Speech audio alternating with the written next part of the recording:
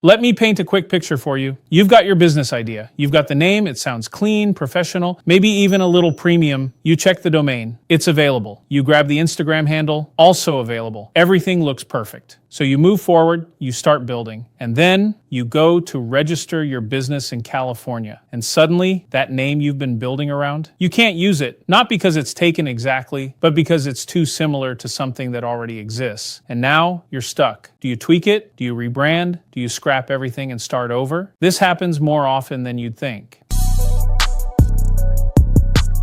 Hi, my name is Bobby Casey. I'm the founder of BusinessAnywhere.io. I'm an international tax lawyer, and for over 20 years, I've been helping entrepreneurs set up their businesses properly, avoid costly mistakes, and build things the right way from the beginning. And today, we're going to walk through something that seems simple, but can save you a lot of time, money, and frustration. How to do a California business entity search. And more importantly, how to do it properly. Now let's start with something most people misunderstand right away. A business name search is not just about checking if your exact name exists. That's the surface level approach. What actually matters is whether your name is distinguishable. And this is where things get tricky, because different and distinguishable are not the same thing. Two names can look different to you, but still be considered too similar by the state. For example, let's say there's already a company called Golden State Digital Marketing, and you want to register Golden State Digital Marketing Group. To you, that might feel like a different name, but legally, that could still be considered too close. And that's where your application can get rejected. So the goal of a California business entity search is not just to find identical names, it's to identify anything that could create confusion.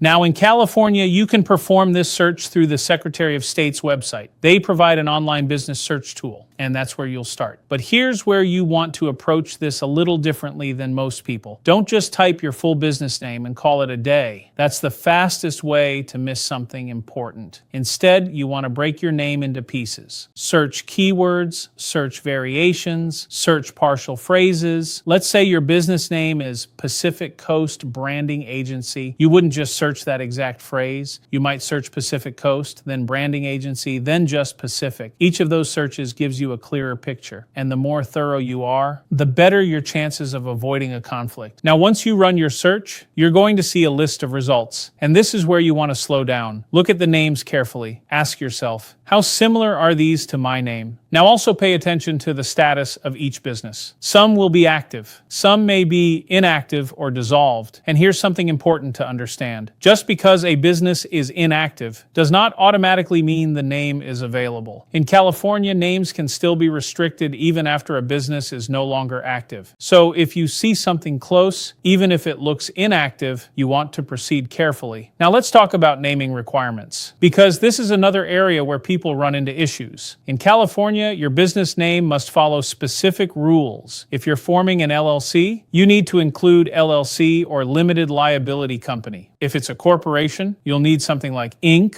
or corporation, and there are restricted words. You can't just use terms like bank, trust, or insurance unless you meet certain regulatory requirements. So even if your name is available, it still needs to comply with these rules. Now let's zoom out for a second, because your business name isn't just a legal requirement, it's your brand. And this is where you want to think beyond just California. Because let's say your name is available in the state database. That's great. But what about your domain? What about your social media handles? What about trademarks? Because ideally, you want consistency across everything. You don't want your legal name to be one thing, your website to be another, and your social media to be something else entirely. That creates confusion. And confusion slows down your growth. So when you're doing your entity search, think bigger than just the legal requirement. Think about your brand as a whole. Now, once you've confirmed that your name is available and it meets all the requirements, you have a couple of options. You can move forward with registering your business, or you can reserve the name. California allows you to reserve a business name for a limited period of time. This can be useful if you're not ready to form your company yet, but you want to secure the name. Now, let me highlight one of the biggest mistakes I see. People skip this step entirely. They assume their name is unique, they move forward, they start building everything, and only later they discover there's a conflict. At that point, they've already invested time, money, and effort, and now they have to rebrand, new domain, new logo, new marketing materials, possibly even explaining the change to customers. And that's not just frustrating, it can actually slow down your business. So even though this step feels small, it's one of the most important things you can do early on, because getting your name right from the beginning saves you from having to fix it later. Now, if we bring all of this together, a California business entity search is about more than just checking availability. It's about making smart decisions early. You want to search broadly, look for similarities, understand naming rules, and think beyond just the state database. If you do that, you're setting your business up on a strong foundation. And if you want help with this process, whether it's checking name availability, registering your company, or setting everything up properly from day one, that's exactly what we do. Through our Digital Nomad Kit, we help entrepreneurs handle company formation, registered agent services, compliance, and everything you need to build your business the right way. You can find more information in the links below. And just remember, the smartest moves in business are usually the ones you make before you even get started. Hope this video helps you,